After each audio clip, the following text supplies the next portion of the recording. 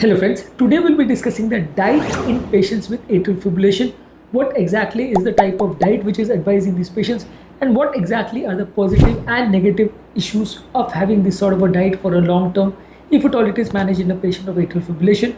This is extremely important because atrial fibrillation patients need to follow a very structured diet program.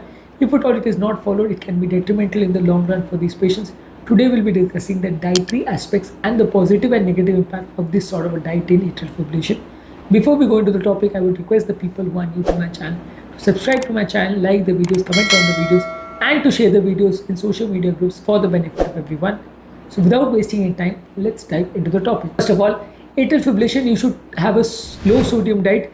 This will reduce the volume retention or the fluid retention in the body. This will reduce symptoms of edema, shortness of breath, and congestion. Limiting the sodium intake might also help in reduction of the blood pressure of these patients. In these patients, we also follow fluid restriction in which excess amount of fluid is not taken, especially in the patients who are having very severe heart failure. If at all you advise very high amounts of fluid in patients with very severe heart failure, it might lead to volume retention in the patients of atrial fibrillation, and it might lead to edema. This might lead to pulmonary edema, or it might lead to ascites or pedal edema in these patients. So heart failure patients are usually advised to consume less amount of fluids, and this will not just include water, it will consume any form of fluid which the patient is taking in the form of juices or tea or coffee or alcohol, whatever the patient is consuming. It has to be consumed within the restricted amount which has been advised to the patient. Balanced nutrition contains vitamins, minerals, and antioxidants. They will support the healthy well-being of the patient.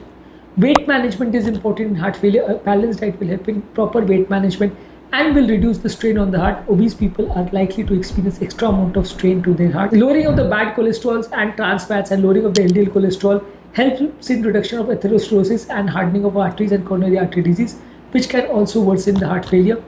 Blood sugar control is also important because diabetes is an important risk factor which increases the inflammation of the body and also leads to significant worsening of the heart failure. So diabetic diet or sugar controlling diet should be advised in most patients of heart failure. Management of the portion size is also important. If at all the heart patient consumes excessive amount of food, then it might lead to overeating related issues and it might lead to bloating and abdominal distension, which might be uncomfortable for these patients. And so maintenance of the portion sizes, not overeating, is important in these patients.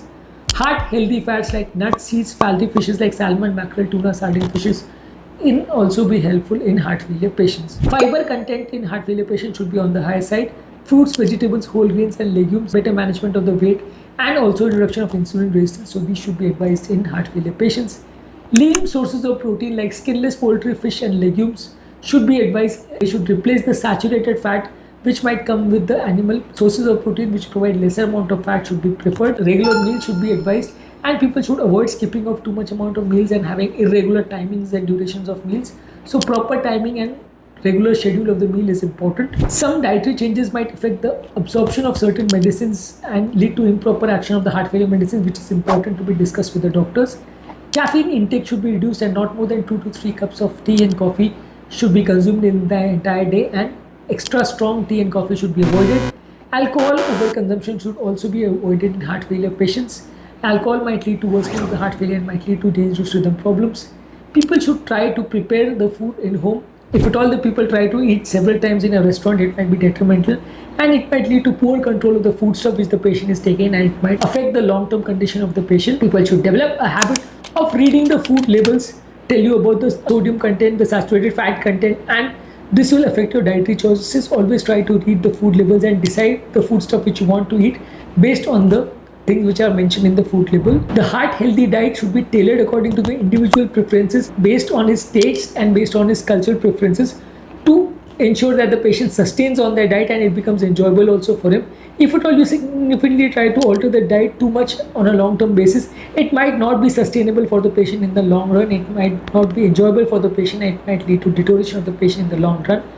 Proper education of the patient and the family members regarding the dietary aspects should be done, and all the dietary changes should be explained to the relatives, and all the pros and cons and the pluses and minuses of various dietary interventions should be explained properly to the patient and the relatives so that unnecessary issues and side effects do not occur. The patient should be regularly evaluated by the doctors, and based on the ongoing evaluation, regular changes in the dietary pattern should be done depending on the strategies and whether the patient is being advantaged or disadvantaged with the previous diet.